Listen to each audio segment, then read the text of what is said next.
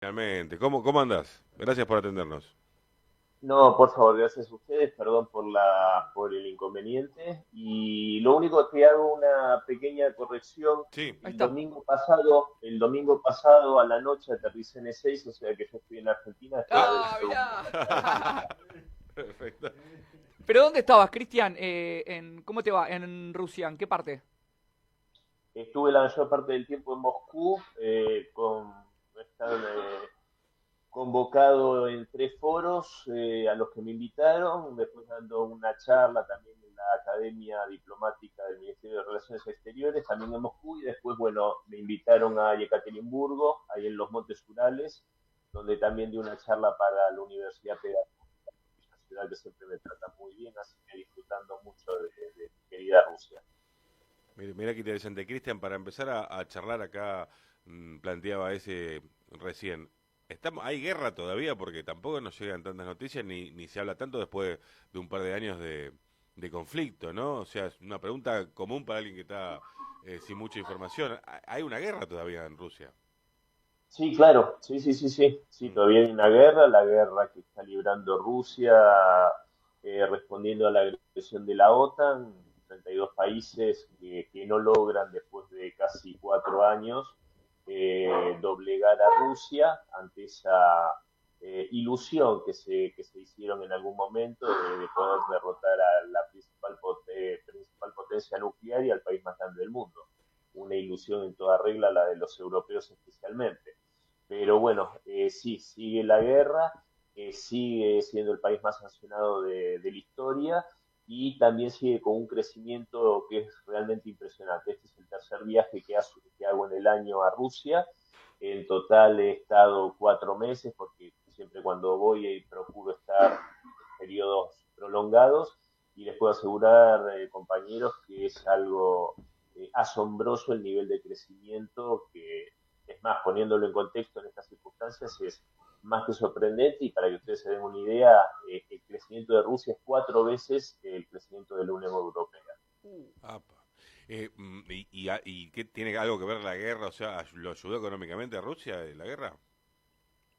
No, no, obviamente la guerra, o sea, imagínense el crecimiento que tendría sin sanciones y sin guerra. Claro, no, por eso. Sería impresionante, ¿no?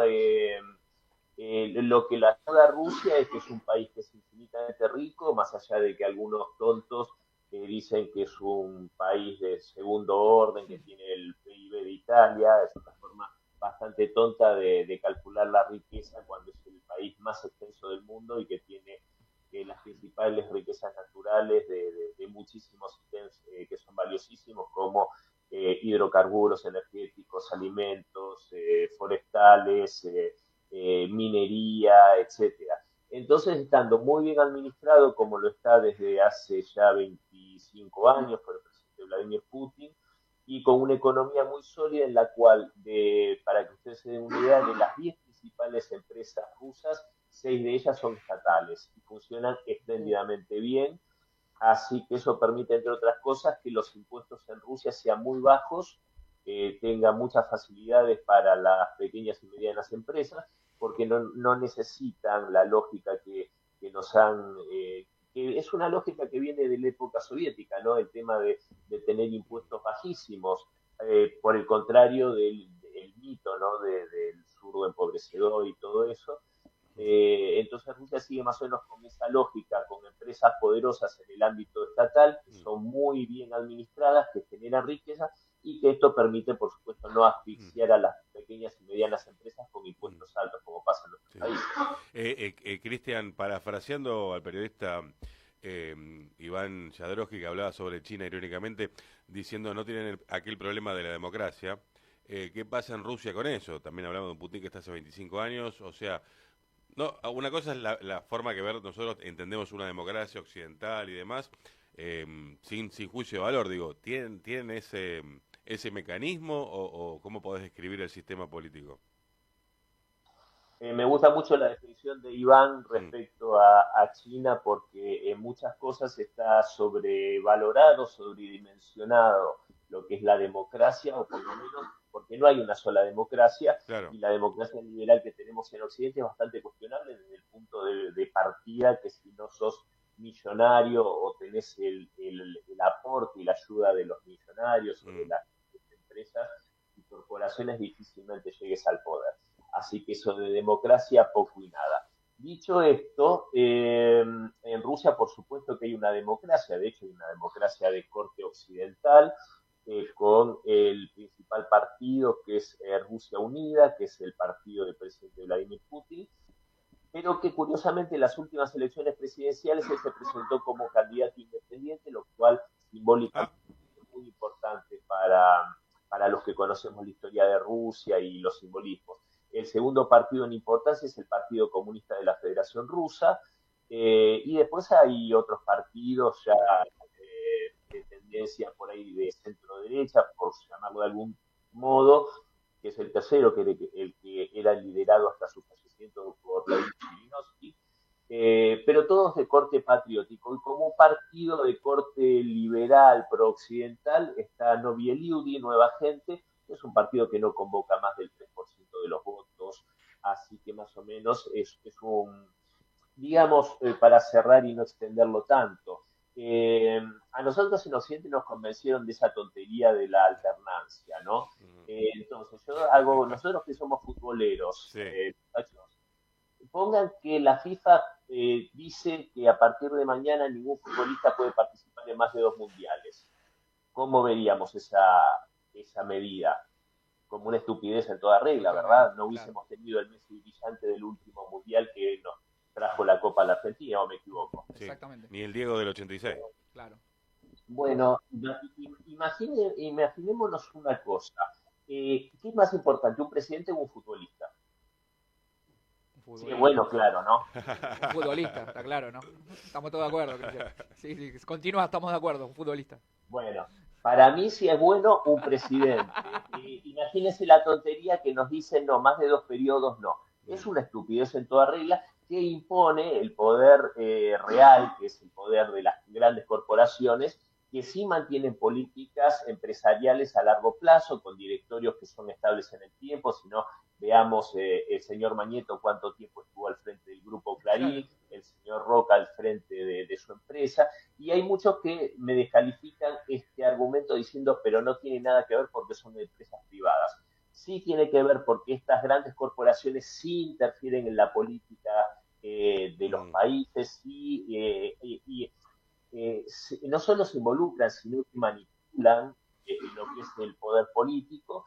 Entonces, esta medida de la supuesta alternancia, ¿no? Eternizarse en el poder, digo justamente a propósito de todas estas calificaciones negativas, son las que imponen para que el poder político justamente nunca se afiance y no puede llevar adelante políticas de largo plazo. Ustedes imagínense si Vladimir Putin hubiese podido realizar el milagro, y lo digo con todas las letras, el milagro que le realizó en Rusia en un periodo de 8 años. Hubiese sido imposible después de la destrucción que se hizo en los años 90, que fue inclusive muchísimo peor que la que sufrimos en Argentina. Claro. Entonces, por supuesto que yo estoy convencidísimo de la validez de la democracia en Rusia, y hay algo sencillo, el pueblo ruso es bastante sabio, y cuando encuentran un líder que realmente los representa, que cuida la patria, que es un patriota y que cuida a su pueblo, no quieren otro, quieren que sea eterno, lo cual marca cierto rasgo de inteligencia por parte de ese pueblo. Cristian, ¿cuál es la posición de la derecha rusa? Si es como, o sea, ¿cómo funciona y cuál es la visión con respecto a las derechas europeas? Mira, la verdad es que yo cada vez estoy más convencido que las calificaciones de izquierda y derecha están cada vez más vetustas y no representan prácticamente nada. Hoy la gran disyuntiva a nivel mundial es la de globalismo versus soberanismo. Y fíjate hasta dónde es de profundo esto, que ¿a quién llamaríamos de izquierda a nivel mundial? Por ejemplo, a el payaso de Pedro Sánchez, el jefe del gobierno español, que es un globalista, es un otanista y es un tipo que gobierna a espaldas de los intereses populares del pueblo español.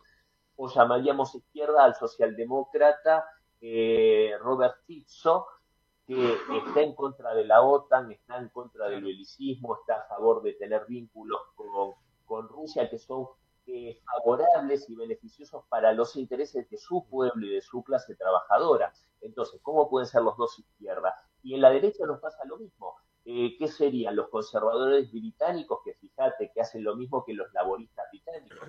Izquierda y derecha, las cosas importantes van por el mismo carril. O derecha sería Víctor Orbán, que acá se lo demoniza, se dice, ¿no? El derechista, el fascista de Orbán, y es un tipo que gobierna según lo que quiere el pueblo húngaro. Es curioso, acá se dice que es un tipo que es antiderechos, una persona que defiende los derechos de su pueblo, del pueblo húngaro y de lo que quiere. Porque también en esto de el mundo multipolar tenemos que acostumbrarnos a respetar a otros pueblos, respetar su forma de ver el mundo y cómo quieren gobernarse a sí mismos. No venderle o llevarle, exportarle democracia a la fuerza como ha hecho Estados Unidos siempre. Entonces, en ese sentido, y voy a la respuesta concreta de tu pregunta, en Rusia la verdad es que está muy atravesado por estos conceptos más que por el tradicional izquierda y derecha. ¿Y por qué te lo digo? Mira, Putin es un líder que es un conservador popular, a mi modo de ver. Si yo tuviese que encasillarlo, porque él nunca lo hace en sí mismo. Cuando dicen Putin es comunista, Putin no es comunista, es un conservador popular que defiende los intereses de su pueblo y tiene un muy buen nivel de vida el pueblo ruso. Y yo como una persona que me auto identifico y califico como comunista, a mí me representa más un Vladimir Putin que un Pedro Sánchez, un socialista español. Y en Rusia, en las últimas elecciones presidenciales, el Partido Comunista, que decía es el segundo partido más popular, siempre tiene un caudal de votos, porque sin duda Putin siempre arrolla en las elecciones, arrasa, pero el Partido Comunista, que tiene una inspiración también patriótica y soberanista, porque ese es el tema. Los tres principales partidos son patriotas y soberanistas, o sea, en los temas internacionales van todos para el mismo lado. Tienen ciertas discusiones en los temas internos, mayor distribución, menor, etcétera. Pero incluso, fíjese, en las últimas elecciones, de tener históricamente un caudal de 18 a 22, 23% del Partido Comunista, en las últimas elecciones tuvieron un caudal en las presidenciales de algo así como el 4 y pico, 5% de los votos, si no me equivoco. Pero ¿qué pasa? ¿Dejaron de ser comunistas los votantes? No. Fueron mayoritariamente hacia el voto respaldando a Putin, que es lo que yo les decía antes de que tuvo la inteligencia de postularse como candidato independiente. Entonces, en realidad, en Rusia hay matices en cuanto al interno, dependiendo del partido que era, que no me acuerdo ahora el nombre, sinceramente, el que lideraba Zhirinovsky, que es el que calificaríamos como derecha, centro-derecha, pero básicamente son diferencias menores, sinceramente, y en los temas importantes de Estado, todos se encolumnan detrás de Vladimir Putin, desde Gennady Zyuganov, que es el presidente del Partido Comunista, hasta los líderes de estos partidos, dejando fuera de, en offside, digamos, a estas pequeñísimas formaciones que sí son claramente pro-occidentales y liberales, que son estos que decía que no convoca más de un 3-4% del electorado. Que por eso a mí, con esto cierro, me causaba mucha gracia cuando calificaban a este personaje, a Navalny, como el líder de la oposición rusa.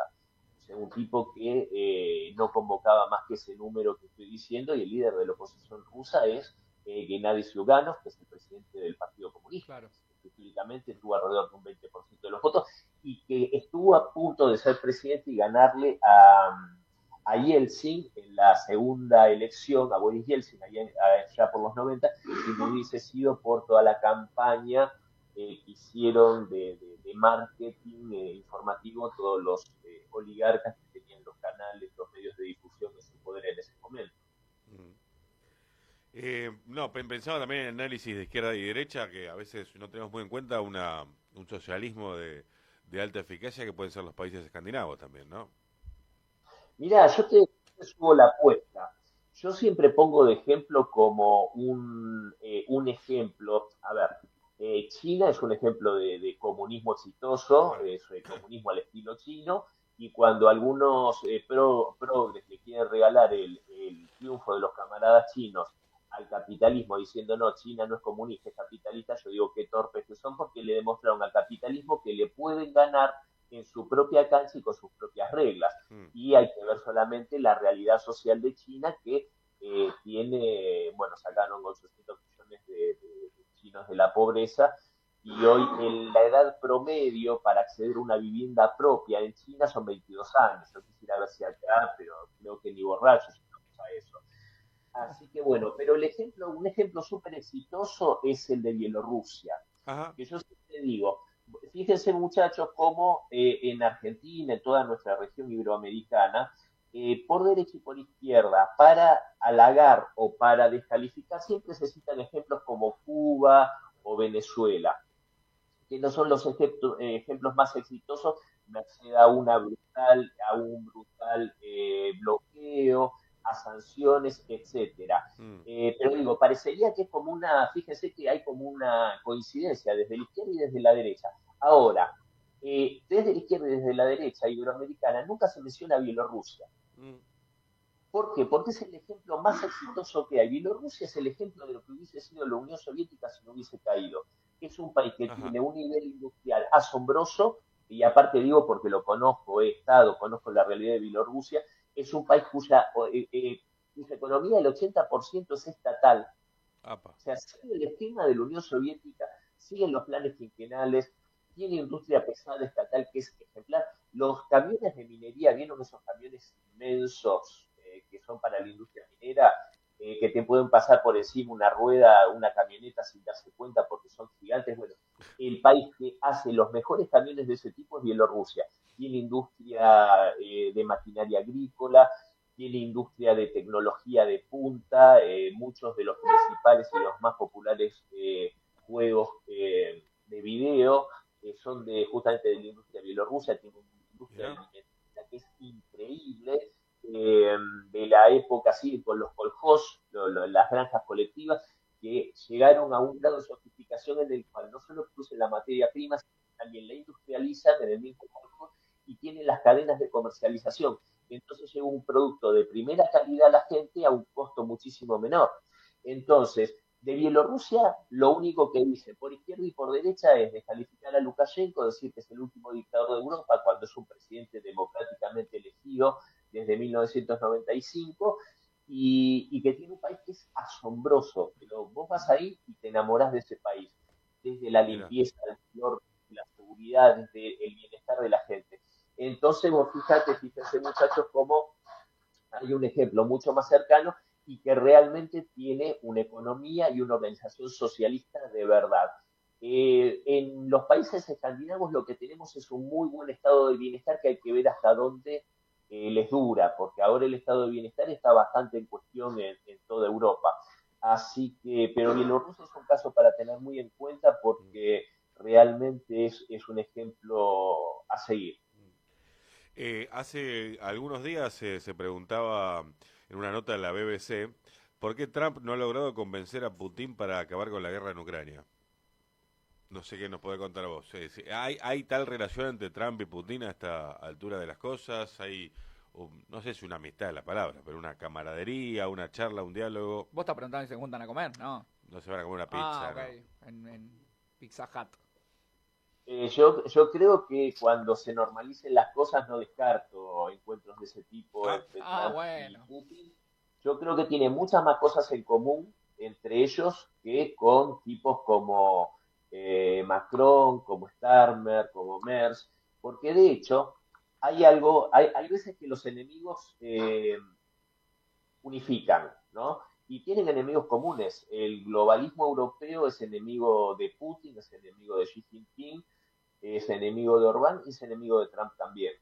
Porque Trump puede gustarnos o no su estilo, pero es un tipo que es un soberanista y es un tipo que lo que está buscando en este momento es reconstruir un Estados Unidos que está, yo siempre digo en las intervenciones que a Trump le tocó bailar con la más fea, porque tiene un país debilitado militarmente, debilitado económicamente, con una crisis de deuda infernal, un país desindustrializado, que supo ser la principal potencia industrial del mundo y primera por lejos, y con una crisis social tremenda, con salarios bajos, su clase trabajadora muy golpeada, con la crisis de fentanilo, de consumo de narcóticos tremendo.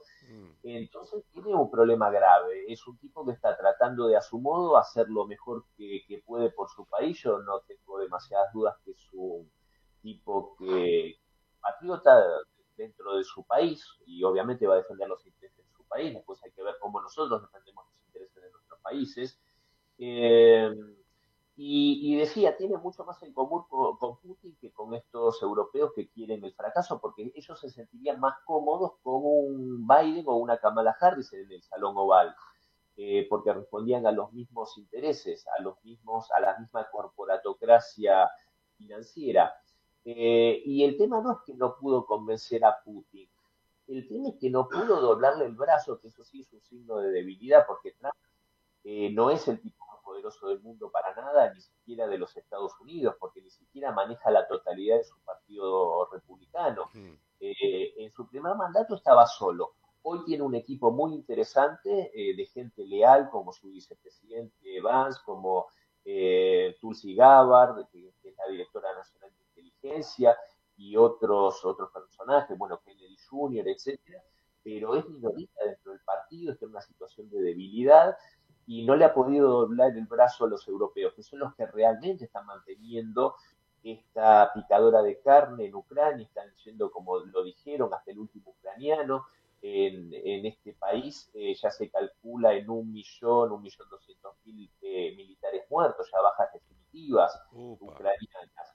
Y lo siguen manteniendo con respirador artificial. Perdón, por ese número que acabas de dar, el conflicto, aunque termine mañana, va a ser un conflicto que va a durar décadas, ¿no? Porque un país que en una guerra pierde 1,000,000 y pico de personas de la población es algo que no se resuelve en un par de años, ¿no? Va a ser largo eso. Para Ucrania, digo. Sí, lo decís con una claridad meridiana porque esto va a ser una catástrofe demográfica para Ucrania. Bueno. Esto, también tenemos que recordar que todos los países que formaron parte de la Unión Soviética, y especialmente el más golpeado fue Bielorrusia, o sea, se perdieron en la Segunda Guerra Mundial 27 millones de vidas.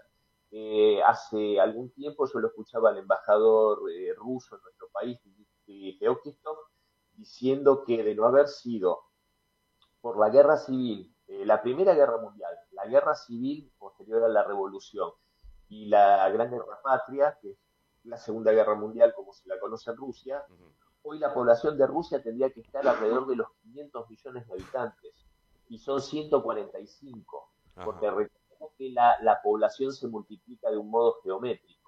Entonces, para Ucrania esto va a ser, que ya venía golpeada, por supuesto. En Bielorrusia mataron 1 de cada 4 habitantes en la Segunda Guerra Mundial, o sea que imagínense, y Ucrania fue muy golpeada. Entonces esto, por supuesto, que va a ser una catástrofe demográfica. Entre los millones que se fueron de Ucrania, se calcula que unos 5 millones se fueron a Rusia, que esa es otra paradoja, ¿no? Cómo explican que el país agresor, o sea, de 5 millones se fueron al país agresor, entre comillas. No se fueron al país agresor, se fueron al país que está defendiendo los intereses de la mayoría de la población ucraniana. Tiene raíces culturales y lingüísticas comunes con Rusia. Desgraciadamente, más de 1 millón de muertos fueron llevados también a la fuerza, como carne de cañón, al frente por el régimen.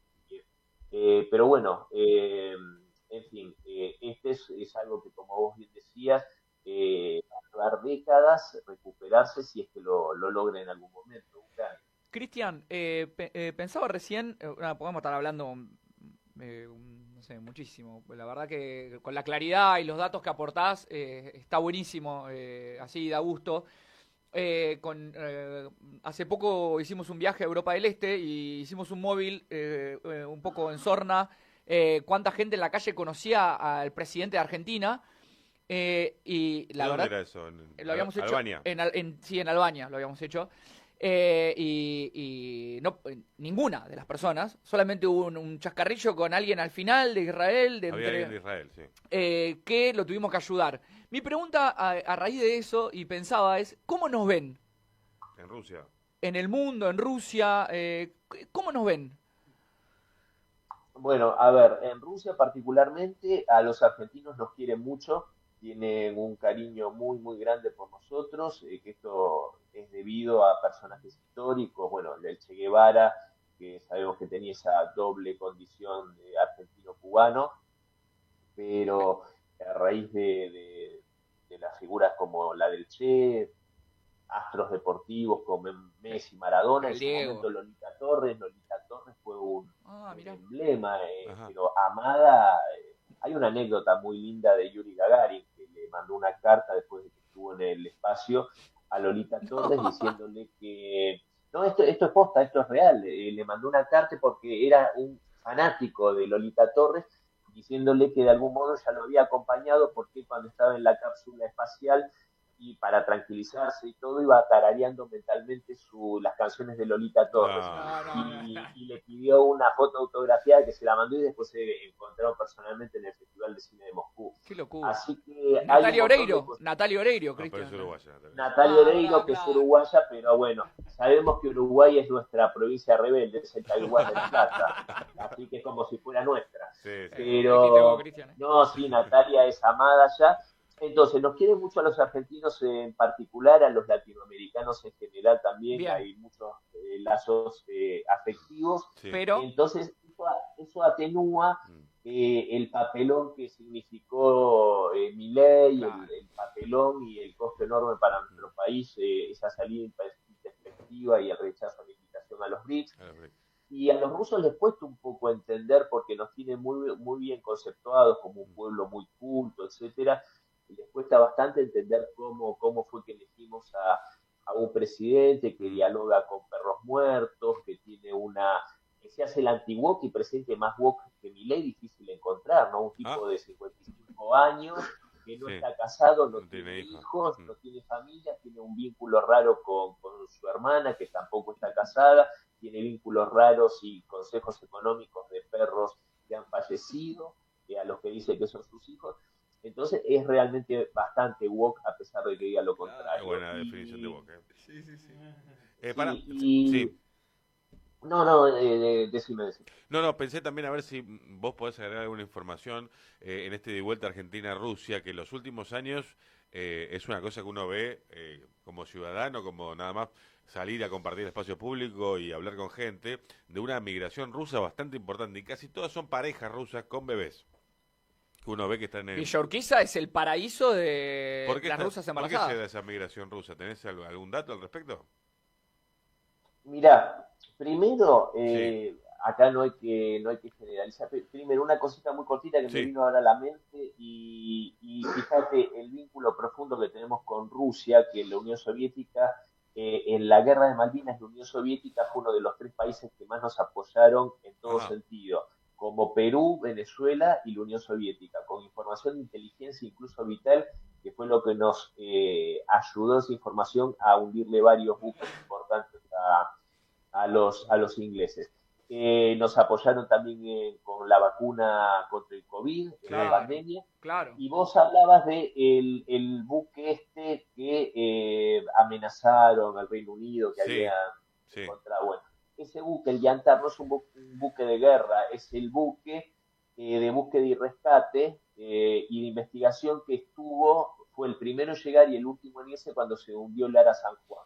Estuvo acá en nuestros mares buscando a nuestro submarino cuando, Mira. cuando fue que se hundió. Así que aclarando eso, y el tema es el siguiente, acá no hay que generalizar, pero la mayoría de los de la inmigración rusa que vino a partir de la operación militar especial es gente que tal vez no se siente tan cómoda con el presidente Putin, al contrario de la inmensa mayoría del pueblo ruso que se siente muy cómoda con Ajá. Putin y lo quiere mucho.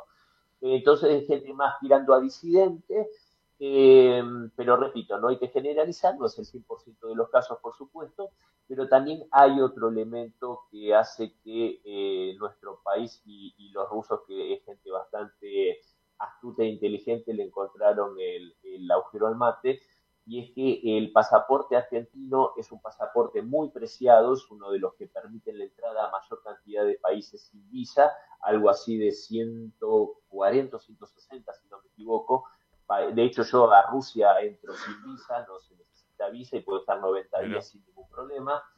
Eh, Entonces, bueno, acá tenemos condiciones que habría que revisar, porque yo estoy convencidísimo que tenemos que ser un país abierto, como se construyó.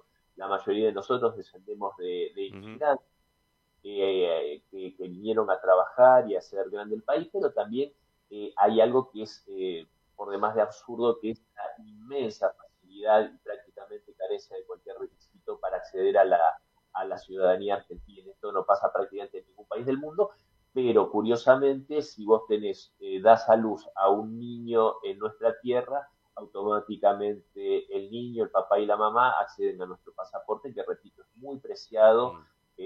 Así que esa es una de las Bien. de los temas. Porque la observación es Pero, que casi siempre son parejas con bebés, lo que uno se cruza por las calles de sí, Buenos Aires. efectivamente, sí. Habían algunos que decían cuando fue que empezó esto, que empezó a darse a conocimiento, Que eran que espías. venían a parir acá porque en Rusia era muy cara la medicina. Una estupidez absoluta, Claro, absoluta, porque desde primero la Rusia. medicina en Rusia para los rusos es gratuita, tiene sistema privado y sistema público. El sistema público es gratuito y es de muy alta calidad, y obviamente ya de movida el pasaje para toda la familia te sale mucho más caro que tener en una excelente clínica privada a tu bebé Mm, en Rusia. El tema justamente tentador es el pasaporte, como mm, acabo de decir. mm. Cristian, como siempre, muy amable, te dejamos lo último como detalle que te digo, hablando de estos, de los rusos en Argentina y demás. ¿Tenés también alguna data de aquella pareja de espías que estuvieron viviendo muchos años en Argentina, que tuvieron hijos y los hijos ni sabían que eran espías, que escribió mucho La Nación con Adam Mon al respecto? ¿Es tan así eso? A ver, esta pareja fue recibida en Rusia por el presidente Vladimir Putin cuando regresaron a su patria. Eh, los niños evidentemente no sabían, porque si hay algo que es ultra profesional es la inteligencia rusa, y por supuesto que obviamente todos los países tienen agentes trabajando y recopilando información y trabajando por la seguridad de su Mm, país en otros países. Esto es común y corriente, y los que estamos totalmente desprovistos de cualquier tipo de previsión al respecto somos nosotros, que cuando vengan por nuestras riquezas ahí vamos a tener un problema grande, porque no vamos a tener noticias de nada, ni siquiera fuerzas armadas que defiendan nuestra soberanía y nuestras riquezas. Pero bueno, mm. así las cosas. Bien. Cristian, la verdad, muchísimas Un gracias. capo. Un abrazo grande. Hasta la próxima. Gracias, Cristian. Gracias a ustedes, no, gracias a ustedes por la invitación, siempre es un placer. Hasta luego. Ahí pasaba un lujazo el analista internacional Cristian Lamesa, rusólogo, se definió alguna vez también en estos ¿Sí? micrófonos, sí, especialista en cosas rusas, en Rusia, así queda claro, ¿no? Cuando hablamos con él podemos sacar jugo sobre un montón de, Me